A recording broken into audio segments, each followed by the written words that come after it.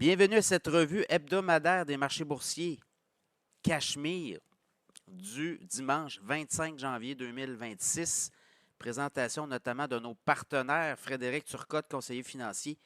Si vous cherchez un conseiller financier, vous voulez avoir une deuxième opinion, tout à fait gratuite, communiquez avec le conseiller financier Frédéric Turcotte. FrédéricTurcotte.com.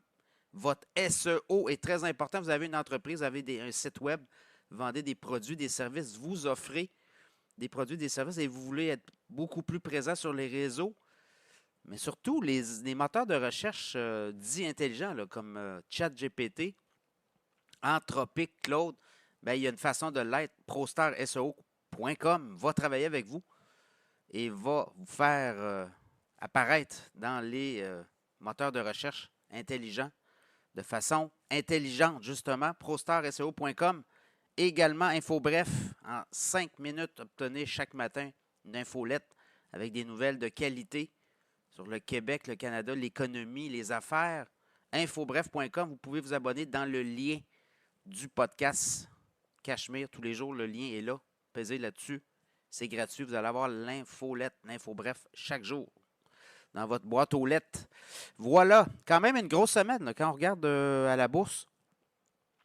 C'est de toute évidence, on a une grosse semaine parce que Donald Trump était à Davos et a joué du coude.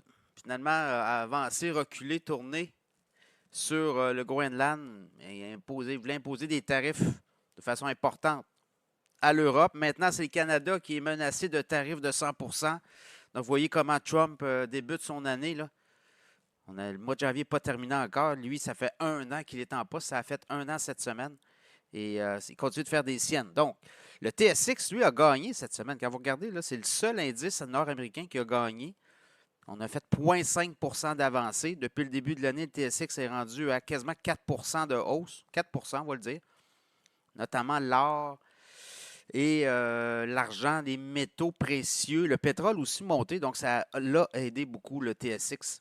Tu regardes du côté S&P 500, là, c'est une baisse de 0,7 % cette semaine. Depuis le début de l'année, on reste positif quand même de 0,8 %. Là. Mais du côté américain, cette semaine, ça a tonné beaucoup. Et également, le Dow Jones qui a reculé de 0,7 % cette semaine. Le Nasdaq a reculé de 0,6 %. Coup de gueule notamment de Donald Trump, ben, ça a eu un impact là, à Wall Street. Je regarde le Bitcoin aussi. Bitcoin beaucoup en latéral hein, depuis la mi-novembre. Est-ce qu'il va exploser? Si vous regardez là, le latéral, je vous dirais, dans une espèce de corridor 85-95 000. C'est à peu près ça. On a eu 96 000 la semaine dernière. Mais depuis ce temps-là, ça a retraité. Évidemment, il y a le Clarity Act qui va être déposé. Il devrait être déposé cette semaine au Sénat avec des amendements.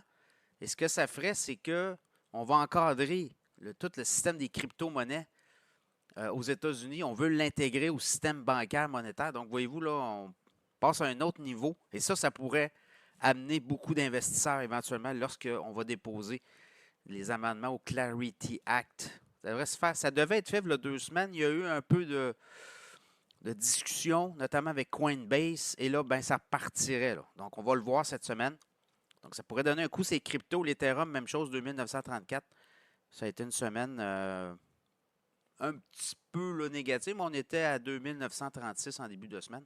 L'or a vraiment gagné cette semaine. L'once d'or était à 4660, ben là, elle est à 4983.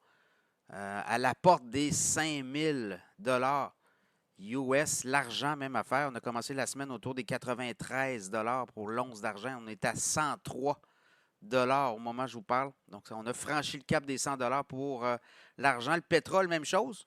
On avait débuté la semaine autour des 59 $ et là, on est à 61,7 le WTI, la référence. Donc, ça a monté avec toute l'histoire des menaces avec l'Iran. Trump a dit qu'il y avait une armada de bateaux qui était en direction de l'Iran. Donc, vous voyez, là, ça l'a inquiété aussi. Donc, on a ça aussi dans l'équation. On va vivre avec ça. Pour le reste, on a eu des données sur l'économie américaine. Le PIB américain a été révisé à la hausse pour le 3e trimestre à 4,4 %. Imaginez. Et on dit que le cinquième, en fait, le quatrième trimestre, ça c'est le troisième trimestre à 4,4 et le quatrième trimestre pourrait être à 5,4 %. Donc l'économie américaine va bien. L'inflation, on a eu les données cette semaine, 2,7 en baisse de 0,1, le core, le PCE core. Donc on voit que l'inflation baisse, l'économie monte. Est-ce que ça augure bien? Trump veut baisser les taux d'intérêt aussi. Il va le faire éventuellement. On parle que la Fed cette semaine, et là, il y a une rencontre de la Fed cette semaine aussi. On a la Banque du Canada. On s'attend à un statu quo du côté de la Banque du Canada sur les taux d'intérêt. La Fed pourrait avoir un statu quo aussi. Encore une fois, Trump va ressortir, va traiter d'idiot Powell, va y traiter de tout et non. Donc, c'est vraiment une guerre à finir entre ces deux-là. Et je pense, de toute façon, le mandat de Powell se termine au mois de mai et on pourrait avoir avant ça une nomination. Ça aussi, Wall Street n'aime pas ça. Donc, ça va amener beaucoup de volatilité. Donc, en gros, c'est ça. C'est beaucoup le taco, le chicken out. Le Trump qui fait des menaces, puis le Trump qui se retire toujours en disant qu'il est gagnant-gagnant.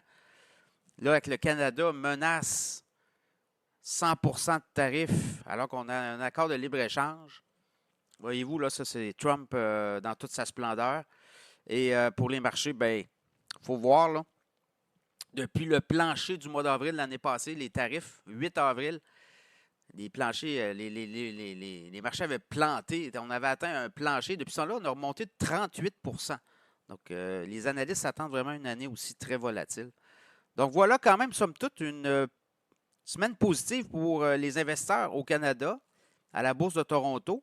Côté de Wall Street, ça a été un petit peu plus difficile. Les coups de gueule de notamment Trump. Le pétrole a monté, l'argent et silver, l'or aussi. Donc, ça aussi, ça devrait continuer. C'est sûr qu'avec tous les coups de gueule de Trump, tu as beaucoup de banques centrales maintenant qui transforment leur dollar, leur réserve monétaire plus en or, en argent. On le voit là. Ça, c'est un mouvement qui est quand même là. Donc, on abandonne le dollar et on va se réfugier notamment dans l'or et l'argent. Donc, voilà, quand même une bonne semaine. À quoi s'attendre cette semaine? Mais on va le voir. Les marchés aussi vont amener, avec la Fed, ça pourrait amener encore beaucoup de volatilité. Et il y a beaucoup de résultats financiers à venir, là. On a commencé la semaine dernière, mais là, cette semaine, il y en a beaucoup qui vont tomber. Lundi, mardi, mercredi, jeudi. Et après ça, on tombe aussi avec la grosse semaine la semaine prochaine. Vous voyez, cette semaine, là, on a du GM, UPS. On va avoir Tesla. On va avoir Apple jeudi. Tesla mercredi, après la fermeture des marchés. On va avoir Starbucks mercredi matin. ASML. GE, Vernova, AT&T.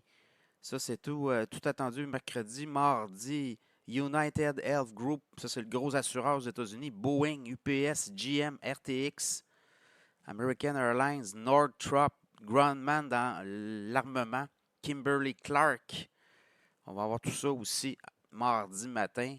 Lundi matin, on a Ryanair. On a du Steel, Dynamics, Baker Hughes, Bank of Hawaii. On va avoir notamment HBT Financial. On va avoir beaucoup là aussi. Donc voilà, grosse semaine encore à l'horizon. Les earnings, les banques centrales vont parler. Donc on va peut-être donner un ton. Et pour l'instant, on est positif là, quand vous regardez les indices.